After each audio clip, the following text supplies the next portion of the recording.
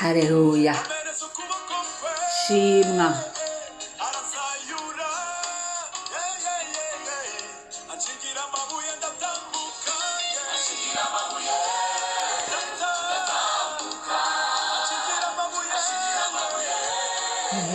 Ndatambuka.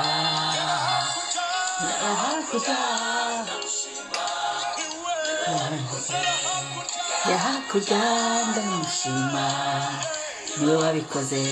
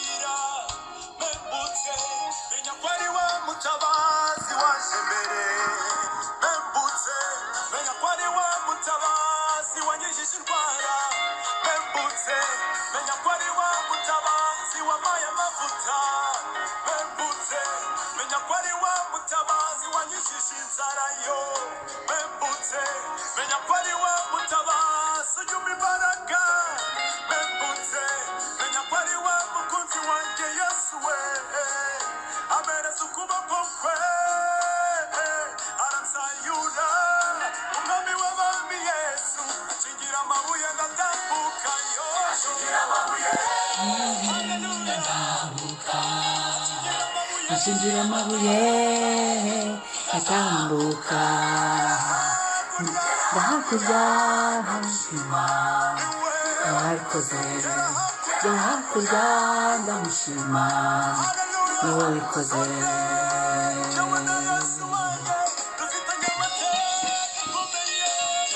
Yesu dufitanye amateka akomeye. Yewe na Yesu dufitanye amateka akomeye.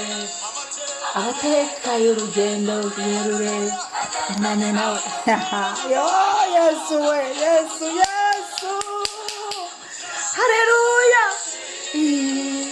Yesu ahazi yo nashimwe data ahabwa icyubahiro.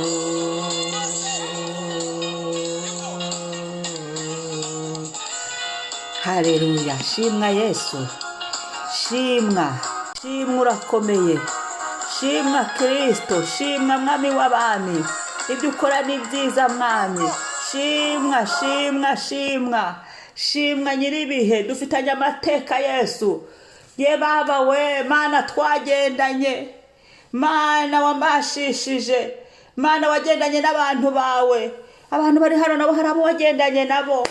Ye data nyiringabo Imana wadukuye kure. Dufitanye amateka Yesu, wagize neza. Hari amateka y'ukuntu waducunguye, ayo ni amateka yacu nawe. Utwikorerera ibyaha, ubwo ni ubuntu. Turagushima, turaguhimbaje, dushyize izina ryawe hejuru mwami. Iki gitondo umve ko tugushimye. Hashimwe wowe kandi uhabwe icyubahiro, ko watuzigamye, n'iri joro watuzigamye, n'iri joro waturinze, n'iri joro watugiriye neza, n'iri joro watugarutseho, n'iri joro utubereye Imana, n'iri joro utubereye ingabo idukingira, n'iri joro Mwami uduhaye ihumure, n'iri joro Mwami uratubundikiye, n'iri joro utubereye maso Mana. Shimwa singizwa, habwa icyubahiro Kristo none n'ibihe bidashira. Haleluya. Reka dusome ijambo ry'Imana, Abaheburayo 13 umurongo wa 15. Nuko tujye dutambira Imana iteka igitambo cy'ishimwe, tubiheshejwe na Yesu, ari cyo mbuto z'iminwa ihimbaza izina ryayo. Amena. Reka nsubiremo Abaheburayo 13 umurongo wa 15. Ndasubiramo kugira ngo tubyumve neza. Nuko tujye dutambira Imana iteka igitambo cy'ishimwe, tubiheshejwe na Yesu, ari cyo mbuto z'iminwa ihimbaza izina ryayo. Gutambira Imana iteka igitambo cy'ishimwe. Turi mu kwezi kwa 9 kujya kuri kwegera umusozo. Iki cyumweru turi kwinjiramo ni icyumweru kiri kujyana n'iminsi isoza iki cyumweru, uku kwezi. Noneho rero kwari ukwezi ko gushimira Imana iby'Imana yakoze, tukibuka gushima. Twagira ubuntu bwo kwandika iby'Imana, twongera tufata urupapuro twandika ibintu, bamwe banditse 50, abandi bandika 100. Noneho bakazafata umwanya bakajya kubisomera imbere y'Imana, bavuga ngo Mana ndagushimira bya bindi, dore ndabyibutse. Ndagushimira. Amasengesho y'amashimwe abaho, ukibuka ukajya imbere y'Imana ari nta kindi kikujyanye, ari nta bindi, ukicara ugashima. Hari ibintu byinshi. Uyu muririmbyi namukunze cyane, yavuze ngo njyewe na Yesu dufitanye amateka. Hari amateka wakicara ukibuka ugashimira Yesu, hari amateka nakwicara nkibuka ngashimira Yesu. Kuri uyu munsi wongere wicare nanjye nicare, twibuka aho Imana yadukuye, twibuka aho Imana itugejeje, wibuka aho Imana, nubwo hari ibitarakunda Yesu azarinda azerega ibibazo bikiriho. Akazi kacu k'Imana yaturemeye ni ukumushima. Turacyasenga, turacyamwinginga, ariko iki gitondo nyemerera uyu munsi uwandikeho amashimwe. Nyemerera buri saha y'uyu munsi wandikeho amashimwe. Ubwira Imana ngo Mana ndagushimira cyagiye unkura mu bitaro. Ubwira Imana ngo Mana nibutse cyagiye, nibutse muri 2010, nibutse muri 2007, nibutse undihira ishuri, nibutse untabara, nibutse umpa agakiza, nibutse unkura mu isayo y'ibyaha, nibutse umpa amahoro. Umpa amahoro, ukabishimira Imana, ukabihimbariza Imana, ugahereza Data wa twese icyubahiro kubw'iyo neza, kubw'izo mbabazi, kubw'ubwo buntu yagiye atugirira. Ngo nuko tujye dutambira Imana iteka igitambo cy'ishimwe. Ni iteka, ntago ari rimwe, ni buri gihe, buri munsi, buri saha y'umunsi dushima Imana, ngo tubiheshejwe na Yesu. Nta wundi waduhesheje kwinjira ahera hahera, nta wundi tubikesha, ni Yesu. Nta wundi waduhesheje kwinjira imbere y'Imana tugatinyuka tukavuga, ni Yesu. Turashima Yesu ngo ari cyo mbuto z'iminwa ihimbaza izina ryayo. Nta kindi Imana idusaba. Fungura umunwa igitondo nk'iki, himbaza Imana, ririmbira Imana, ramburira Imana amaboko. Nkunda kuvuga ngo ramburira Imana amaboko, singiza Imana. Imana mugendanye urugendo rukomeye. Yesu mugendanye ahantu h'ibizigu utari kubasha kwikura, ntari kubasha kwikura. Hagarara ushima Imana, haguruka ushime. Ongera muri uku kwezi kw'amashimwe, n'ubuntu ugiriwe. Kandi muri uku kwezi kw'amashimwe hariho no kongera kwakira andi mashimwe, hariho no kongera kugirirwa neza n'Imana. Ukuri gushima niko Imana iri guhaguruka.